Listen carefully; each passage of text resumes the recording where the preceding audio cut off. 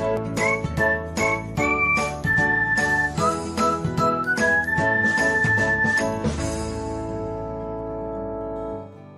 everyone, welcome back to another episode of Technologyglance.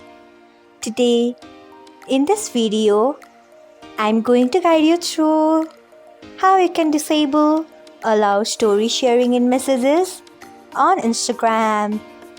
So, let's get started.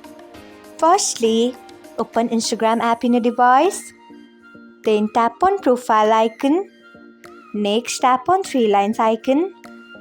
After that, tap on settings and privacy.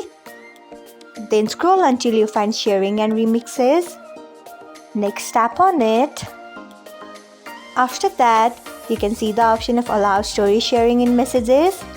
Turn off it by tapping on it.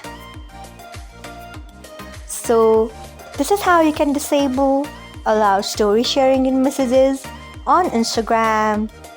Thanks for watching. If you found this guide helpful, we would love it if you hit the thumbs up button below.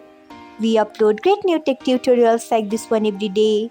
So, do not forget to subscribe to our channel and hit the bell icon so that you'll never miss another update.